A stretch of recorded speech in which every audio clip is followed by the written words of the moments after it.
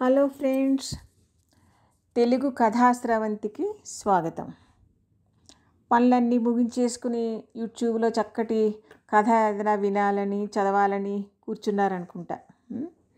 So నా ఛానల్లోకి రావడం నాకు చాలా సంతోషం. సో మీకు ఇవాళ నేను వినిపించబోయే కథ పేరు పర్ణశాల. మన ఈ మధ్యకాలంలో తరచుగా వినే మాట అప్పుల బాధ భరించలేక ఆత్మహత్యలు చేసుకుంటున్న రైతులు, అలాగే అత్యాశకు పోయి ఉన్నదంతా ఊడ్చిపెట్టేసి వ్యాపారాల్లో ఇన్వెస్ట్ చేసి నష్టపోయి నష్టాలని తట్టుకోలేక ఆత్మహత్యకు పాల్పడే వ్యక్తులు, ఇలా మనం ఎన్నో వార్తలు టీవీ పెడితే వింటూనే ఉంటాం, చూస్తూనే ఉంటాం. అలాంటి సందర్భంలో ఒక మహిళ చూపిన తెలివితేటలు, తెగువ, ఇవే నా కథకి ఇవాళ నా కథలోని సారాంశం. ఈ రెండు చూపించి ఒక మహిళ తన కుటుంబాన్ని ఎలా నిలబెట్టుకుంది, ఎలా రక్షించుకుంది అన్నదే నా కథలోని సారాంశం. మరి కథలోకి వెళ్దామా? దీపం, వెలుగులు చిమ్మే దీపం, చీకటిని ఎన్నటికీ ఎప్పటికీ తన దరికి రానియని దీపం, తనలోంచి వెలుగులు చిమ్ముకుంటూ తన చుట్టూ ఉన్న పరిసరాలని కాంతిమయం చేసే దీపం. కానీ అటువంటి దీపాన్ని వెలిగించవలసింది మాత్రం మనిషే. దీపం వైపు తదేకంగా చూస్తూ ఆలోచిస్తున్న గంగ ఒక్కసారిగా ఉలిక్కిపడ్డట్టుగా అయింది. దీపం రెపరెపలాడిపోతోంది. చప్పున లేచి వెళ్ళి తన 2 చేతులు అడ్డు పెట్టింది. అయినా ఆ దీపం రెపరెపలాడిపోవటం ఆగిపోలేదు. ఆ దీపం రెపరెపలాడుతున్నది రివ్వున దూసుకు వచ్చిన గాలి వల్ల కాదు, మరి ప్రమిదలో చమురు లేక. గంగ హృదయం గంగా ప్రవాహానికి నోచుకొని నేలలా బీటలు వారిపోయింది ఒక్క క్షణం. ఎలా? ఈ దీపాన్ని ఆరిపోకుండా ఆపటం ఎలా? ఇంట్లో ఒక్క చుక్క నూనె కూడా లేదు. ఎలా? తన చుట్టూ చీకట్లు కమ్ముకోవటానికి వీలు లేదు. ఈ వెలుగులు తన కళ్ళ ముందు నుంచి చెదిరిపోవటానికి వీలు లేదు. తను అందుకు ఒప్పుకోదు, ససేమిరా ఒప్పుకోదు. ఎందుకు ఒప్పుకోవాలి? తన చుట్టూ ఉన్న ప్రపంచం మామూలుగానే ఉందిగా, తన చుట్టూ ఉన్న ప్రకృతి అలాగే ఉందిగా. ఈ ప్రకృతిని మించిన హితులు ఎవరుంటారు మనిషికి? కళ్ళలోకి పొంగి రాబోయిన గంగని, నీ స్థానం ఇది కాదు, నా హృదయంలోకి వెళ్ళి అక్కడ సస్యశ్యామలం చెయ్యి అని ఆదేశించింది. తననే శాసించగలిగిన ఆమె సాహసానికి మురిసిపోయిన ఆ గంగమ్మ తల్లి ఆమె హృదయంలోకి తన దారిని మళ్లించింది. అంతే, క్షణంలో నిర్ణయం తీసుకుంది గంగ. ఆ దీపపు కాంతుల్ని తన హృదయంలో నింపుకోవాలని. హృదయంలోంచి దేదీప్యమానమైన కాంతిపుంజాలు వెలువడుతూ ఉంటే ఈ బయట చీకట్లు ఏమీ చేయలేవు. కొడగెట్టిపోతున్న దీపాన్ని తన హృదయంలోకి మరల్చుకుని ధైర్యం, ఆశావాదమనే చమురుని ప్రమిద నిండా నింపింది. గంగ ఎప్పుడూ గలగలమని పారే ప్రవాహంలా ఉండటానికే ప్రయత్నిస్తుంది. కష్టాలు ఎన్ని వచ్చినా వాటిని జీవన గమనంలో ఒక భాగంగానే భావించి వాటిని తప్పించుకుని తన దారిని సుగమం చేసుకోవటానికే ప్రయత్నిస్తుంది తప్ప ఆమెకు డీలా పడిపోవడం తెలీదు. భర్త శ్రీరాము వ్యాపారంలో నష్టాలు వచ్చి మానసికంగా కృంగిపోయినప్పుడు అతనికి ఎంతో ధైర్యం చెప్పి అండగా నిలవటానికి ప్రయత్నించింది. కానీ వ్యాపారంలో అత్యాశకు పోయి భార్య హెచ్చరిస్తున్నా వినకుండా తప్పిదాలు చేసినందుకు ఇప్పుడు కృంగిపోతున్నాడు అతడు. అప్పుడు కూడా గంగ పెద్దగా కదిలిపోలేదు. కొన్నాళ్లకు తనే కుదురుకుంటారులే అనుకుంది.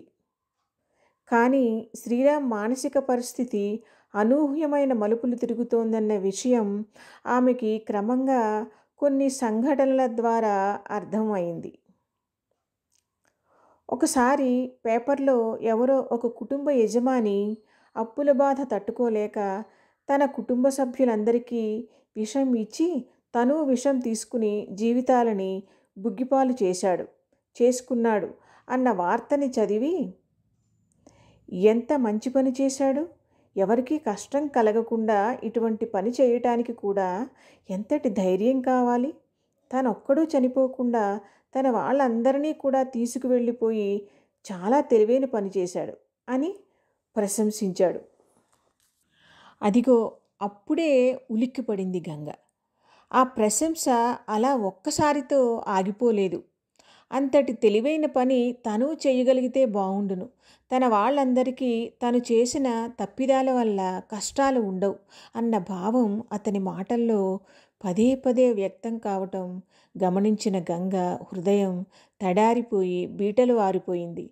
ఎన్ని బాధలు ఉన్నా తన భర్త ఆలోచనలు ఇటువంటి మార్గం వైపు మళ్ళుతాయని ఆమె ఏనాడూ ఊహించలేదు. బాధలు అంటే అతని ఉద్దేశ్యంలో పెద్ద ఇంటిలోంచి అతి చిన్న ఇంటిలోకి మారి జీవితాన్ని కొనసాగించవలసి రావటం. చిన్న చిన్న ఇళ్లలో వాళ్ళు బ్రతకటం లేదా అడిగింది తను. ఒకప్పుడు పెద్ద ఇంట్లో బ్రతికి ఇప్పుడు చిన్న ఇంట్లో జీవిస్తుంటే నలుగురు నా అసమర్థతకి నవ్వుతారు. అంటే చిన్న ఇంట్లో ఉండటం మీకేమీ కష్టం కాదంటారు అంది గంగ. ఈ జీవితంలో చాలా భాగం మనం పరుల కోసమే జీవిస్తాం. ఆ విషయం ఏమీ తెలియనట్లు నటించకు అన్నాడు శ్రీరామ్. మనం కొంతకాలం పరాయి వాళ్ళ కోసం జీవించటం మానేద్దామండి అంది గంగ. అంత మాత్రాన మన జీవితంలో వచ్చే పెద్ద మార్పేమీ ఉండదు అన్నాడు జవాబుగా. అయితే మొత్తం జీవితం అంతా పరాయి వాళ్ళ కోసం బ్రతకటం మానేద్దామంటుందేమోనని కాస్తంత భయపడ్డాడు శ్రీరామ్. కానీ గంగ అలా అనకపోయేసరికి ఎలా అంటుందిలే, అది సాధ్యం కాదుగా అనుకున్నాడు చిరునవ్వుతో. అది వ్యంగ్యమైన చిరునవ్వుతో. ఆ తర్వాత తన భర్తలో అనూహ్యమైన మార్పులు రావటం గమనించింది గంగ. శారీరకంగా మనిషి సగమైపోయాడు. మాట తీరులో కూడా మార్పు వచ్చేసింది. అతను ఆర్థికంగా తిన్న దెబ్బ చిన్నదేమీ కాదు. అందువల్ల అతనిని అలా చూసిన ఎవరూ ఆశ్చర్యపోలేదు. అందుకే ఎక్కువగా ఓదార్చాలన్న ప్రయత్నం కూడా ఎవ్వరూ చేయలేదు. అతని ఈ పరిస్థితి సహజంలే అనుకున్నారు. గంగ చేస్తున్న ప్రయత్నాలేమీ ఫలించటం లేదు. చక్కటి పర్ణశాల లాంటి ఇంట్లో ఉండటం అంటే తనకి చాలా ఇష్టమంది. హరిశ్చంద్రుడు, శ్రీరాముడు అన్ని కష్టాలు పడకపోయి ఉంటే అంత గొప్పవాళ్ళు అయి ఉండేవారు కాదంది. కష్టాలకి ఏమాత్రం కృంగిపోని శ్రీరాముణ్ణి ఇప్పుడు మీలో చూపించాలంది. సార్థకనే నామధేయుడు కావాలంది. కలిసి చనిపోయిన వాళ్ళు పైలోకాల్లో కూడా కలిసి జీవిస్తారట మళ్ళీ అని పదే పదే చెప్పటం మొదలుపెట్టాడు శ్రీరామ్. ఇక మీదట ఎక్కడికి వెళ్ళినా అందరం కలిసే వెళ్ళాలన్నాడు. నిన్ను పిల్లల్ని విడిచి ఒక్క క్షణం కూడా ఉండలేనన్నాడు. మొత్తం కుటుంబంతో సహా ఆత్మహత్యలు చేసుకున్న వ్యక్తుల సమాచారం పేపర్లలో వచ్చి ఉండకుండా ఉంటే తన భర్తకి ఇటువంటి ఆలోచనలు వచ్చి ఉండేవి కాదేమో అనిపించింది ఒక్క క్షణం గంగకి. ఏమో అది నిజమేనేమో. రహస్యంగా విషం సీసా తెచ్చి తన బట్టల్లో దాచుకున్న వైనం గంగ కళ్ళల్లో పడ్డప్పుడు ఆమె హృదయం బీటలు వారిపోయింది. జీవితకాలం క్షణాల్లోకి మారిపోయినట్టుగా వెన్నులోంచి వణుకు పుట్టసాగింది. ఆమెకు అతని మాటల ద్వారా అర్థమైంది, చేతిలో ఉన్న చివరి పైసా అయిపోగానే అందరి చావుకి ముహూర్తం పెట్టబోతున్నాడని. నీ దారే నా దారి అంది గంగ భర్త శ్రీరామ్తో. అతను ఆశ్చర్యపోయాడు. విషం సీసా చూసి ఏడ్చి గొడవ చేస్తుంది అనుకున్నాడు.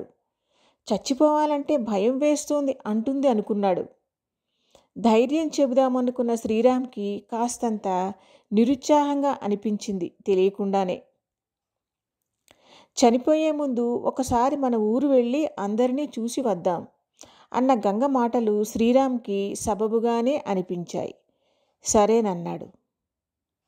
అక్కడికి వెళ్ళగానే అతని మానసిక పరిస్థితిని పెద్దవాళ్ళకి రహస్యంగా వివరించి చెప్పి అతడిని ఒక గదిలో బందీని చేసింది గంగ.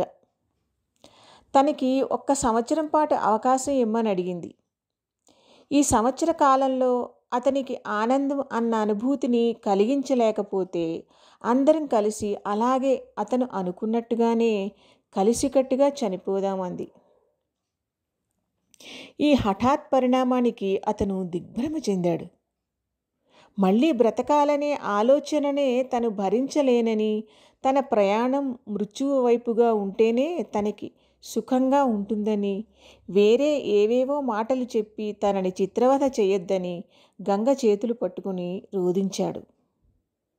తన తర్వాత తన భార్యాపిల్లలు కష్టాలు పడటం తనకి ఇష్టం లేదని, అందుకే వాళ్ళు తనతో పాటు మరణించాలని కోరుకుంటున్నట్టు ఉన్మాదిలా చెప్పటం ప్రారంభించాడు. పిల్లలకి ఇంకో 4 రోజుల్లో స్కూల్లో యానివర్సరీ ఫంక్షన్ ఉంది. అందులో వాళ్ళు డ్యాన్స్ చేయటానికి, నాటకం వేయటానికి చాలా చాలా ఉత్సాహపడుతున్నారు. టీచర్లు కూడా వాళ్ళు చాలా బాగా చేస్తున్నారని, అందరూ వాళ్ళ ప్రోగ్రాం కోసం ఎదురు చూస్తున్నారని చెబుతున్నారు. మనం మన పెద్దవాళ్ళని ఒకసారి చూసుకుని చనిపోదాం అనుకోలేదు? అలాగే వాళ్ళని కూడా ఈ ఒక్క ఆనందాన్ని ఆస్వాదించనిచ్చి, ఆ పైన మీ ఇష్టప్రకారమే అంటూ ఆగిపోయింది. గంగ గొంతు పూడుకుపోయినట్టుగా అయిపోయింది. శ్రీరామ్ ఆ మాటని పూర్తి చేస్తున్నట్టుగా అన్నాడు. ఆ తర్వాత ఇక కష్టమన్నదే తెలియని లోకాలకి వాళ్ళని తీసుకుని వెళ్ళిపోదాం. వాళ్ళు చాలా ఆనందంగా ఉన్నారండి. ఆనందంగా ఉన్న వాళ్ళ జీవితాలని బలి తీసుకునే హక్కు మనకి లేదు. ఆనందంగా లేని వాళ్ళను కూడా ఏమీ చేసే హక్కు మనకి ఉండదు అనేసి ఊరుకుండిపోయింది గంగ. అతనితో జీవితం గురించి ఎంతో వాదించాలని ఉంది కానీ గంగకి ఇప్పుడు అతన్ని ఏ విధంగానూ ఉద్వేగపరచదలుచుకోలేదు. అయినా నువ్వు నన్ను దారుణంగా మోసం చేశావు. ఇక్కడికి వచ్చాక గెలుపు నీదే అనుకోకు. అతని కనులు కోపంతో అసక్తతతో ఎరుపెక్కాయి. ఎప్పుడూ పిల్లల్ని మిమ్మల్ని గెలిపించాలన్నదే నా కోరిక. చనిపోవాలనుకునే వాళ్ళని నిజంగా ఎవ్వరూ ఆపలేరు. ఏ విధంగానైనా ఆగారు అంటే వాళ్ళకి బ్రతకాలనే కోరిక ఎక్కడో అంతర్గతంగా ఉందని అర్థం అంది గంగ. ఆ మరుసటి రోజే పిల్లల్ని తీసుకుని వెళ్ళిపోయింది గంగ. వెళ్లే ముందు అత్తగారికి మామగారికి చెప్పింది, మీరు ఆయనకి ఏ విధంగానూ నచ్చ చెప్పడానికి ప్రయత్నించకండి. పిల్లల సంతోషము, నాలోని ధైర్యమే ఆయనకి ధైర్యము, బ్రతుకు మీద తీపి కలిగిస్తుంది. ఎప్పుడూ కనిపెట్టుకుని ఉండండి. వీలైనంత వరకు గదిలోంచి బయటకు రానివ్వకండి. ఊరి నుంచి తిరిగి వచ్చాక గంగ ఇంటి పగ్గాలు తన చేతిలోకి తీసుకుంది. ఉన్న ఆస్తుల్ని అప్పుల వాళ్ళకి సమంగా పంచింది. ఇంకా తీర్చవలసిన అప్పులు ఉండిపోయాయి. మీరు కొన్నాళ్ళు మా మీద ఒత్తిడి తీసుకురాకుండా ఉంటే మీ అప్పులు తీర్చేయటానికి ప్రయత్నిస్తాం అని చెప్పి భర్త మానసిక పరిస్థితి వివరించి చెప్పింది వాళ్ళకి. ఊరి చివర చిన్న స్థలంలో చిన్న పర్ణశాల నిర్మించుకుంది. పిల్లల్ని ప్రైవేటు స్కూళ్ళల్లోంచి గవర్నమెంట్ స్కూళ్ళలోకి మార్చేసింది. వాళ్ళ చదువుల మీద తనే ప్రత్యేక శ్రద్ధ పెట్టింది. తను పెద్దగా చదువుకోని కారణంగా శారీరక శ్రమనే జీవనోపాధిగా ఎంచుకుంది. ఎక్కడెక్కడ పని ఉంటే అక్కడక్కడికి వెళ్ళింది. మధ్యలో పిల్లల్ని తీసుకుని భర్త దగ్గరికి వెళ్ళింది. వాళ్ళు తమ స్కూల్లో చేసిన డ్యాన్స్ గురించి, వేసిన నాటకం గురించి పట్టలేని ఆనందంతో తండ్రికి వివరించి చెప్పారు. తను చేయబోయిన పనికి అసలు గంగ పిల్లల్ని తన దగ్గరికి తీసుకువస్తుందనుకోలేదు శ్రీరామ్.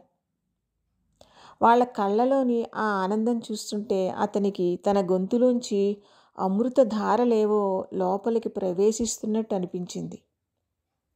భర్త దరిజేరి అంది గంగ, ఈ ఆనందం చాలదు మనం జీవితాన్ని జీవించటానికి అంది. కానీ ప్రతిష్ఠ పోయింది. శ్రీరామ్ గొంతు విరక్తిగా పలికింది.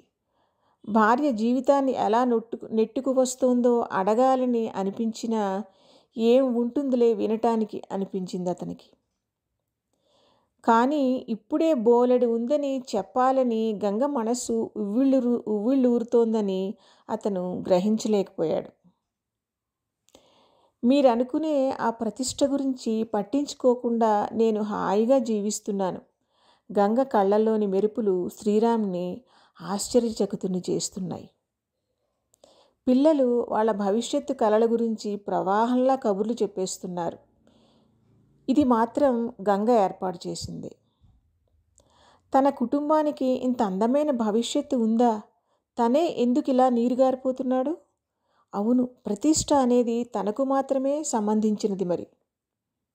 కానీ దానితో అసలు సంబంధం లేకుండా కేవలం నిజాయితీతో హాయిగా ఉండవచ్చునని తన వాళ్ళు నిరూపిస్తున్నారు. ఎక్కడో క్షణంలో 1000వ వంతు శ్రీరామ్ కనిపించింది.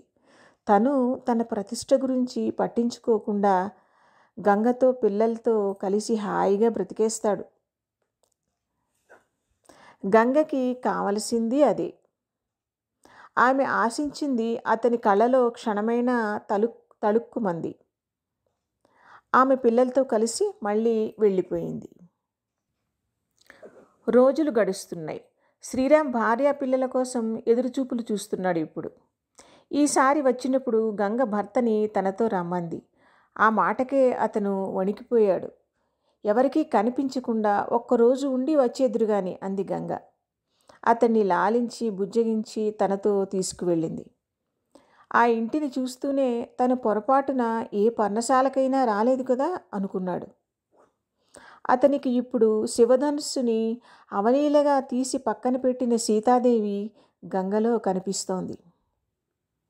అక్కడ రాముడు సీతమ్మని ప్రజల కోసమని, రాజ్య ప్రతిష్ఠ కోసమని అడవులకు పంపాడు.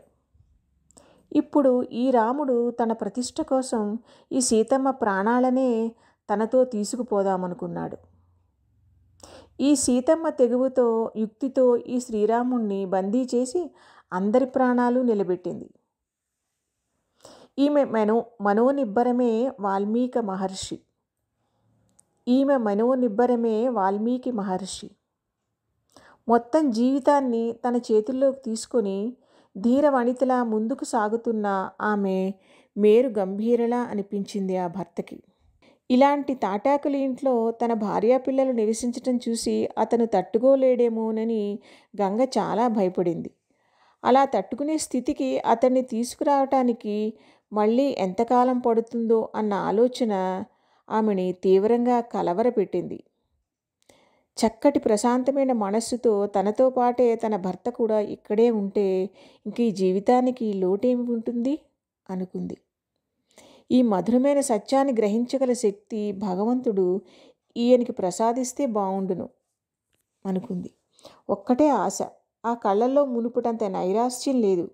ఆ మాటల్లో మునుపుటంత ప్రాకులాట లేదు ప్రతిష్ఠ కోసం. తను ఇంకాస్త ఓపిక పడితే తమ జీవితాలు మళ్ళీ గాడిలో పడతాయి. మనస్సుకి ఈ మాత్రం ఊరట చాలు. తన శ్రమ ఫలించినట్టే. నిర్ణయం ఆయనకే వదిలేయాలి అనుకుంది గంగ. భర్త అడగకుండానే వివరాలన్నీ చెప్పాలని ఆమె మనసు ఉవ్విళ్ళూరుతున్నా మళ్ళీ సంకోచించింది. ఈ ప్రశాంతతని కొన్నాళ్ళు అలానే ఉండనివ్వాలి అనుకుంది. శ్రీరామ్ మళ్ళీ వెనక్కి తల్లిదండ్రుల దగ్గరికి వచ్చేశాడు. కూడా గంగా పిల్లలు కూడా వచ్చారు. ఇంటికి వచ్చాక అలవాటు ప్రకారం శ్రీరామ్ తన గదిలోకి వెళ్ళి తలుపులు వేసుకోబోతుంటే గంగ వెళ్ళి అడ్డుపడింది. ఇక ఆ అవసరం లేదు మీకు అంది. నీకు ఆ నమ్మకం కలిగిందా? అలా అడుగుతున్నప్పుడు అతని కళ్ళల్లో సన్నని తడి. ఆ తడి వెనుక ఒక మెరుపు. సమాధానంగా అతని భుజం మీద తల వాల్చింది గంగ. అతని చేయి ఆమె తలని నిమిరింది. ఆ మర్నాడు పిల్లల్ని తీసుకుని గంగ వెళ్ళిపోయింది. ఆ తర్వాత 4 రోజులకి తల్లిదండ్రుల్ని తీసుకుని శ్రీరామ్ బయలుదేరి వెళ్ళాడు. ఆ తర్వాత కొన్ని రోజులకి మళ్ళీ అప్పుల బాధ తట్టుకోలేక కుటుంబంతో సహా ఆత్మహత్య చేసుకున్న ఒక వ్యాపారి అన్న వార్త శ్రీరామ్కి అయ్యో ఎంత అనాలోచితమైన పని చేశాడు అనిపించింది. అతనికి గంగలాంటి భార్య లేకపోవటం వల్లనే అలా జరిగింది అన్నాడు గంగతో. ఇప్పుడు మునుపటి కన్నా ప్రపంచం అద్భుతంగా అనిపించింది శ్రీరామ్కి. ఒకటి మాత్రం సత్యం, తను గంగని బాధ పెట్టినట్టు ఏ మగాడు తన భార్యని బాధ పెట్టకూడదు అనుకున్నాడు శ్రీరామ్. సమాప్తం. కథ నచ్చింది అనుకుంటాను మీకు ఫ్రెండ్స్.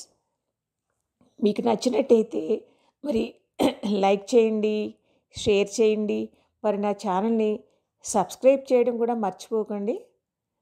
ఓకే, మళ్ళీ ఇంకో మంచి కథతో మీ ముందు ఉంటాను. Thank you.